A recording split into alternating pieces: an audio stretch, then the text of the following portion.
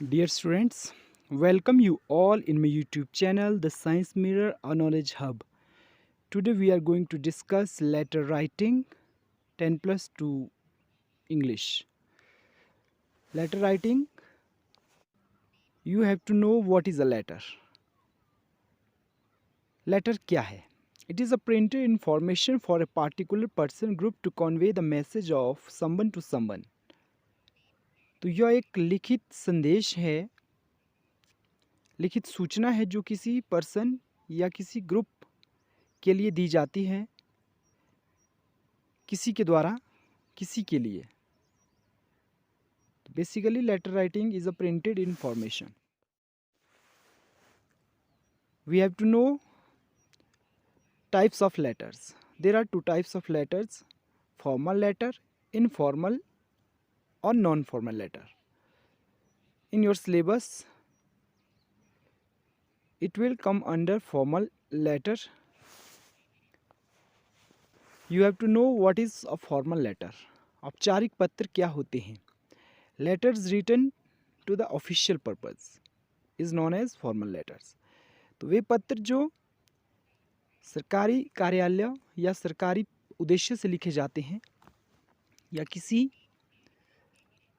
Particular institute, particular office, particular group of people के लिए जो लिखे जाते हैं, that is known as formal letter.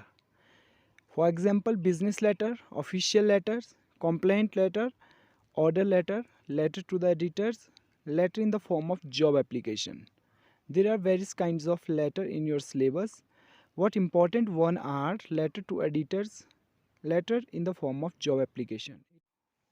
What are informal or non-formal letters? Letter written to the relatives, friends, etc. अनौपचारिक पत्र वे होते हैं जो अपने रिश्तेदारों, सगे संबंधियों या दोस्तों के लिए लिखे जाते हैं. वो लेटर इनफॉर्मल या नॉन फॉर्मल लेटर कहलाते हैं. Points to be remember while writing formal letter. जब हमने फॉर्मल लेटर लिखने हैं तो हमें कौन कौन से पॉइंट्स है जो हमें याद रखने हैं. फर्स्ट पॉइंट जो है, language should be simple, polite and formal. जो भाषा होनी चाहिए वो साधारण, विनम्र और औपचारिक होनी चाहिए. Don't use SMS language such as please, today, to you, good morning etcetera. SMS जो होते हैं शॉर्ट मैसेज सर्विसेज, जो आज सोशल मीडिया में मैक्सिमम हम यूज़ करते हैं, ऐसे शब्दों को हमने नहीं लिखना है. जैसे प्लीज़ के लिए PLZ, टुडे के लिए TO, इस तरह से. टू यू के लिए यू, योर के लिए UR, गुड मॉर्निंग के लिए GM. तो इस तरह के जो एब्रीवेशन है वो हमने यूज़ नहीं करने हैं. Don't use abbreviation such as can't, don't, doctor, engineer. तो फॉर्मल लेटर में आपने एब्रीवेशन या संक्षिप्त विवरणी जो होती है उसका उपयोग भी नहीं करना है. डोंट यूज़ इमोटिकॉन्स, इमोटिकॉन्स का यूज़ भी नहीं करना है. तो इस तरह की इमोटिकॉन्स आप आज की सोशल मीडिया में देखते होंगे. तो इस तरह के इमोटिकॉन्स हम मैसेज में डाल देते हैं, तो दे शुड बी प्रोहिबिटेड. तो इस तरह के फॉर्मल लेटर में हमने यूज़ नहीं करने हैं. तो फॉर्मेट क्या होता है? फॉर्मेट सबसे पहले तो जो फॉर्मेट होता है इसको जानना ज़रूरी है. जो चेंज नहीं होगा, ये एज इट इज़ रहेगा सभी तरह के लेटर्स में, फॉर्मल लेटर में. तो इसमें आप देखेंगे सबसे ऊपर जो रहता है सेंडर्स एड्रेस, जिसने पत्र लिखा है तो उस भेजने वाले का पता, वो सेंडर एड्रेस में आता है. ये लेफ्ट कॉर्नर में आप लिखेंगे 2 या 3 लाइन में ये होगा. फिर आपने एक लाइन छोड़नी है, एक स्पेस देना है. फिर डेट जो है वो इस तरह से लिखनी है आपने, पहले मंथ का नाम, फिर डेट, फिर ईयर का नाम, या पहले डेट फिर मंथ का नाम फिर ईयर. बीच में स्लैश और हाइफन आपने यूज़ नहीं करने हैं. फिर उसके बाद एक लाइन फिर से छोड़नी है आपने. फिर रिसीवर्स एड्रेस, जिसको आप पत्र लिख रहे हैं, वो भी 2 या 3 लाइनों में हो सकता है. उसके बाद एक लाइन और छोड़नी है. फिर सब्जेक्ट, सब्जेक्ट जो होता है it is the icon of the letter. तो ये लेटर का आइकन होता है. सब्जेक्ट पढ़कर ही हमें समझ आ जाता है कि ये जो पत्र है ये किसके बारे में लिखा हुआ है, क्या इसमें पूछा गया है या क्या इसमें इंफॉर्मेशन दी गई है. इसके बाद सैल्यूटेशंस आता है. सैल्यूटेशन जो होता है, जैसे हम डियर सर, डियर मैम, इस तरह के वर्ड यूज़ करते हैं, तो वो सैल्यूटेशन के अंदर आएंगे. इसमें मॉडर्न फॉर्मेट में कोई भी कॉमा नहीं लगता है। फिर बॉडी ऑफ द लेटर, तो बॉडी ऑफ द लेटर जो होगा उसमें शुरू की जो 1-2 लाइनें होंगी वो आपके इंट्रोडक्टरी होंगी, इंट्रोडक्शन के रूप में होंगी। पर्पज़ ऑफ लेटर राइटिंग, तो लेटर राइटिंग क्यों की जा रही है, तो वो आपने इंट्रोडक्टरी 2 लाइन में लिखना है। फिर मेन डिटेल्ड इन्फॉर्मेशन, फिर आपने डिटेल में इन्फॉर्मेशन देनी है उसके बारे में जो आपका सब्जेक्ट है, डिटेल में जानकारी देनी है। फिर समराइज़ करना है, कंक्लूजन 2 या 3 लाइनों में ये भी होगा। तो कुल मिला के 3 पैरा में आपने लेटर राइटिंग करनी है। फिर लास्ट में कॉम्प्लीमेंट्री क्लोज में आपने योर्स फेथफुली, ट्रूली, सिंसियरली जो वर्ड अप्रोप्रिएट होते हैं वो यूज़ करने हैं। फिर नेम एंड साइन, फिर डेजिग्नेशन। तो इस तरह से आपका फॉर्मेट रहेगा फॉर्मल लेटर का। हम देखते हैं बिजनेस या ऑफिशियल लेटर, जैसे प्लेसमेंट ऑफ ऑर्डर्स। ऑर्डर करना है आपने किसी फर्म को, किसी कंपनी को, to send some articles. Question इस तरह का हो सकता है आपका, your school Dayanand public school Shimla to require some sports items. आप मान के चलो कि आपका जो स्कूल है वो दयानंद पब्लिक स्कूल शिमला 2 है, तो आपको कुछ स्पोर्ट्स आइटम की ज़रूरत है। Write a letter to Mahajan sports store city point Chandigarh placing an order for same on behalf of your school. तो आपको ये रिस्पॉन्सिबिलिटी दी जाती है आपके स्कूल की ओर से कि आपने Mahajan sports store city point Chandigarh से स्पोर्ट्स आइटम्स मंगवानी है। तो आप किस तरह से इस प्रकार के लेटर्स को लिखेंगे, ऑर्डर कैसे प्लेसमेंट करेंगे। सबसे ऊपर सेंडर एड्रेस रहेगा आपका, वो लेटर में दिया हुआ होगा। फिर डेट, स्पेस डेट, फिर स्पेस, फिर रिसीवर एड्रेस जिसको लिख रहे हैं वो भी उसमें दिया होगा लेटर क्वेश्चन में। फिर उसके बाद सब्जेक्ट, सब्जेक्ट किसके रिगार्डिंग है, order for some sports item, sports item वो भी आपने अप्रोप्रिएट सब्जेक्ट जो है वो क्वेश्चन से ही छांटना है। फिर डियर सर, ये सैल्यूटेशन रहेगा आपका, डियर मैम भी हो सकता है, रिस्पेक्टेड सर, रिस्पेक्टेड मैम भी हो सकता है। तो फर्स्ट जो लाइन है ये सेट रहेगी जब भी आप कोई प्लेसमेंट ऑर्डर करेंगे, कोई आर्टिकल ऑर्डर करेंगे। I have an honor to inform you that our school has approved your quotations for sports items। तो आपने कुछ समय पहले कोटेशंस भी ली होंगी। कोटेशन जो होती है वो आप 2 या 3 कंपनी से लेते हैं जो लिएस्ट कम से कम प्राइस में आपको सस्ते दाम पर उपलब्ध कराता है वही सेम प्रोडक्ट, तो आप उसे कोटेशन कहते हैं और आप उस कंपनी को या फॉर्म को सप्लाई ऑर्डर भेजते हैं। तो फर्स्ट लाइन में सेम रहेगी, जैसे I have an honour to inform you that our school has approved your quotation for sports item. कि मुझे यह बताते हुए खुशी हो रही है कि, यह सूचित करते हुए खुशी हो रही है कि हमारे स्कूल ने आपके द्वारा दी गई कोटेशन जो थी उसे अप्रूव कर दिया है। As you are well known for your service and for quality product, जैसे कि आपको जाना जाता है अच्छी सेवा के लिए या अच्छे क्वालिटी प्रोडक्ट्स के लिए।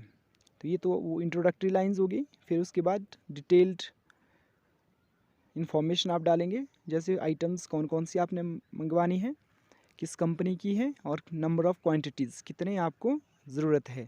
तो इस तरह से आप लिखेंगे। फिर उसके बाद आपकी जो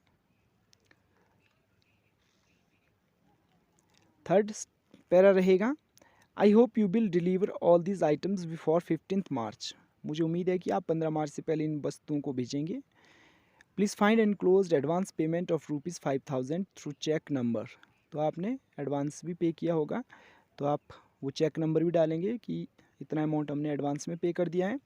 the balance will be paid after receipt of this equipments. और जो बाकी राशि रह जाती है, शेष जो पैसा रह जाता है वो हम इक्विपमेंट रिसीव करने के बाद ही आपको पे करेंगे। Further it must be understood that we deserve to reject items which will be different from samples. और आगे हम यह भी दावा रखते हैं, यह भी समझते हैं कि यदि कोई आइटम्स ख़राब निकलती है, सैंपल से मैच नहीं होती है, तो हम दावा रखते हैं कि हम उसे रिजेक्ट भी कर सकते हैं। फिर कॉम्प्लीमेंट्री क्लोज योर्स फेथफुली, जो भी होगा XYZ भी लिख सकते हैं आप, या नाम उसमें लिखा होगा तो आप अपना नेम भी लिख सकते हैं और अपना डेजिग्नेशन। अब देखेंगे आप, यदि स्पोर्ट्स आइटम्स में खराबी है तो आप कंप्लेंट करेंगे सेम वे में, complaint in some sports item. तो dear sir, I wish to draw your kind attention towards some sports item which were in low standard as per your quotation specification. तो मैं अपना ध्यान आकर्षित करना चाहता हूँ, कोई भी जो कंप्लेंट आप करते हैं तो इसके लिए फर्स्ट लाइन ये सेट रहती है कि मैं यह आपका दैट इस समस्या की और इस इशू की और इस प्रॉब्लम की ओर आकर्षित करना चाहता हूँ। तो जैसे यहाँ पे था, हमने जो आइटम्स स्पोर्ट्स आइटम मंगवाई थी that was quite low in standard, तो इसलिए कोटेशन के अकॉर्डिंग, स्पेसिफिकेशन के अकॉर्डिंग वो जो आइटम्स थी वो सही नहीं थी, तो हमने उन्हें रिजेक्ट कर दिया है। तो वॉलीबॉल जो थे इतने रिजेक्ट किए, फुटबॉल जो थे वो इतना रिजेक्ट हुआ। Kindly replace these above item so that we may finalize final payment to you. तो इसलिए आपने इन चीज़ों को रिप्लेस करना है, हमें नई चीज़ें इसके एवज़ में भेजनी है। And hope for the favourable action, और पैसा भी आपको ताकि समय रहते दे सके, और उम्मीद है कि आप एक फेवरेबल एक्शन लेंगे। इस तरह से भी आप लेटर राइटिंग कर सकते हैं। अब आपके सिलेबस में जो सबसे इम्पोर्टेंट लेटर राइटिंग जो है वो letter to the editor. Editor जो होते हैं वो न्यूज़ संपादक होते हैं, न्यूज़पेपर के संपादक होते हैं। These letters are written to the newspaper editor to highlights the issue problem so that the concerned authority may take the necessary steps to eradicate the problem. इस प्रकार के जो पत्र है वो न्यूज़पेपर एडिटर को लिखे जाते हैं। ये किसी पार्टिकुलर प्रॉब्लम को या किसी इशू को रेज करने के लिए, हाईलाइट करने के लिए लिखे जाते हैं। ये इसलिए लिखे जाते हैं ताकि जो कंसर्न डिपार्टमेंट है या जिस विभाग के अंतर्गत वो प्रॉब्लम रेज हुई है, जो इसका निवारण कर सकता है, तो उसका ध्यान आकर्षित करने के लिए ये लेटर्स लिखे जाते हैं। क्वेश्चन इस तरह से आ सकता है आपका, you are Varun Vanita of 23/45 Andheri road Mumbai. आपका एड्रेस भी हो गया, इसमें आप कौन है ये भी हो गया। You are facing the problem of usual electric power cut in your locality, ये सब्जेक्ट भी इसमें आ गया कि आपको क्या समस्या आ रही है, पावर कट की समस्या आ रही है, इलेक्ट्रिसिटी पावर कट की, विद्युत आपूर्ति जो है वो बाधित हो रही है। Write a letter to the editor of the republic वहाँ टू हाईलाइट द इशू। तो इसमें रिसीवर एड्रेस भी आ गया कि किसको आपने पत्र लिखना है, द रिपब्लिक भारत के जो एडिटर है, ताकि इस प्रॉब्लम को वो अपने न्यूज़पेपर पे हाईलाइट कर सके। तो कुछ इस तरह से रहेगा ये, जैसे सबसे ऊपर सेंडर एड्रेस, फिर स्पेस, फिर डेट, फिर स्पेस, फिर रिसीवर्स एड्रेस, फिर स्पेस, फिर सब्जेक्ट। तो सब्जेक्ट जो था regarding usual electric power cut in your locality, फिर सैल्यूटेशन। ये जो फर्स्ट लाइन रहेगी इसमें सेट रहेगी लेटर टू द एडिटर में, ये आपने ध्यान रखना है।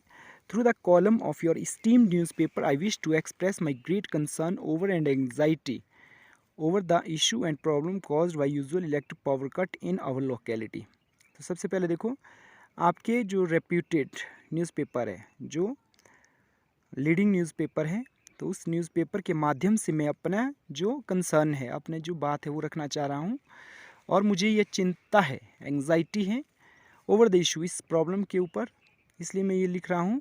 And problem caused bye usual, अब जो सब्जेक्ट होगा, प्रॉब्लम जो हो सकती है वो और भी हो सकती है, इशू जो हो सकता है वो डिफरेंट हो सकता है, परंतु फर्स्ट की जो ये लाइन है ये सेट रहेगी कॉज्ड तक।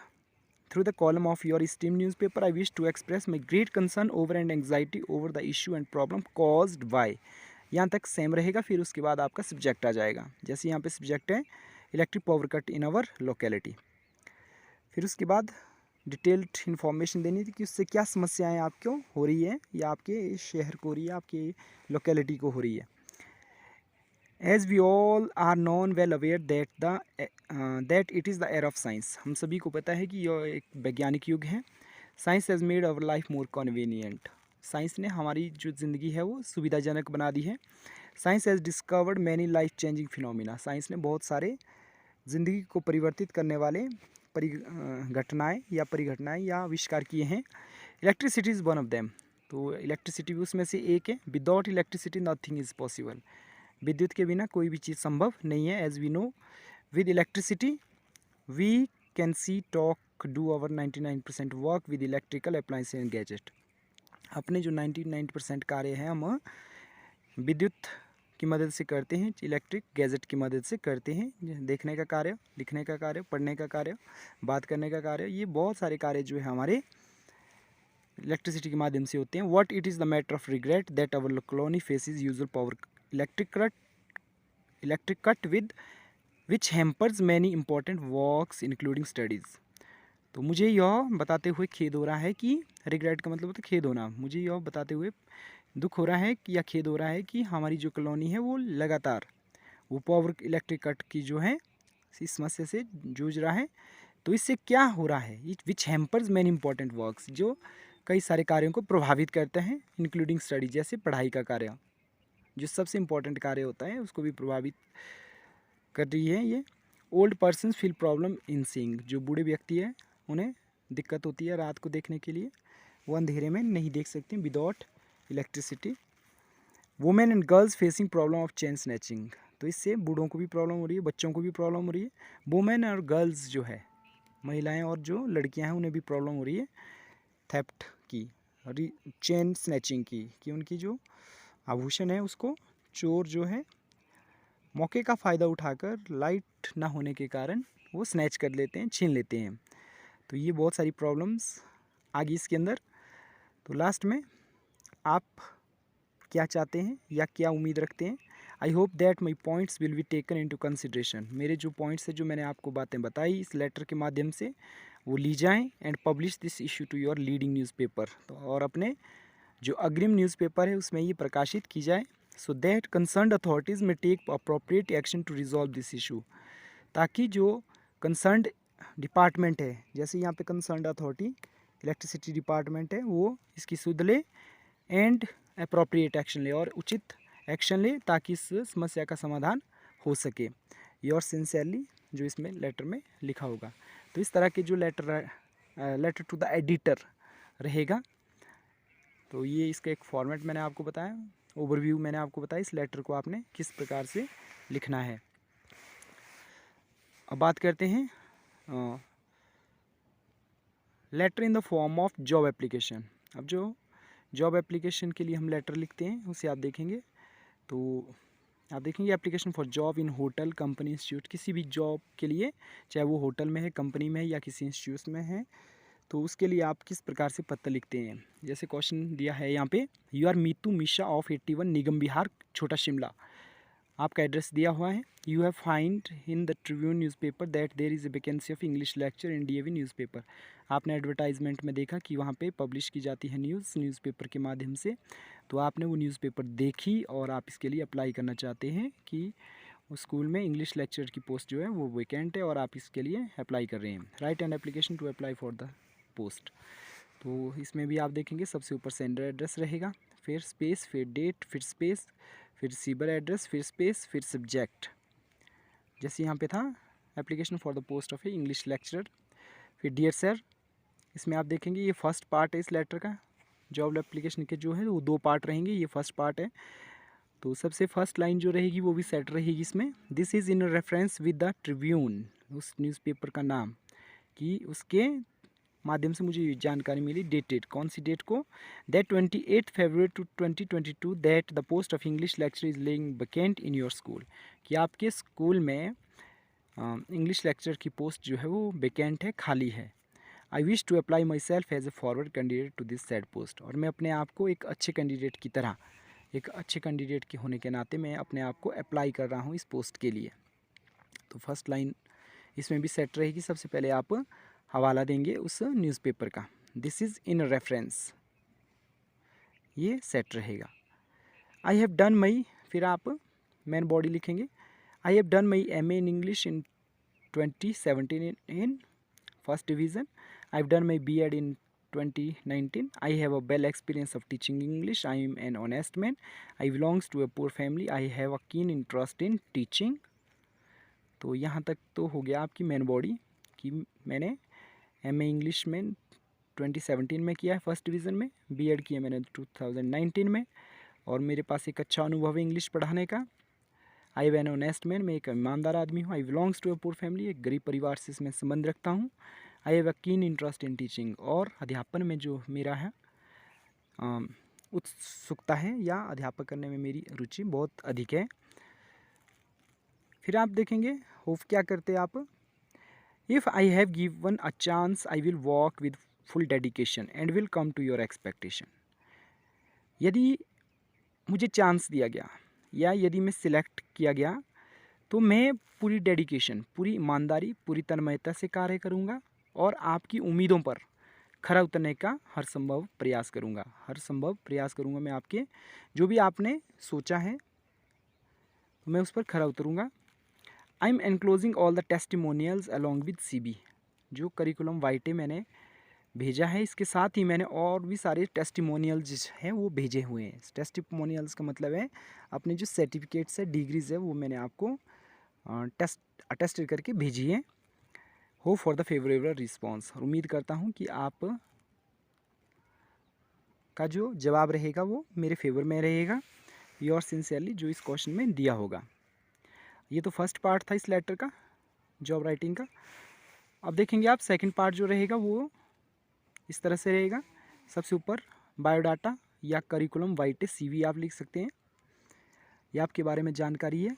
नेम क्या है आपका, father name, mother's name, date of birth क्या है आपकी, नेशनैलिटी क्या है आपकी, राष्ट्रीयता क्या है आपकी, मैरिटल स्टेटस, वैवाहिक जीवन आपका कैसा है, मैरिड है अनमैरिड है, एकेडमिक क्वालिफिकेशन आपकी क्या है, शैक्षिक योग्यता क्या है आपकी, प्रोफेशनल क्वालिफिकेशन और प्रोफेशनल आपने क्या किया है, एक्सपीरियंस कितना है आपको, हॉबी क्या है आपकी, शौक किस चीज़ का है आपको, जैसे यहाँ पे ट्रैकिंग, गार्डनिंग, प्लेइंग लिखा है।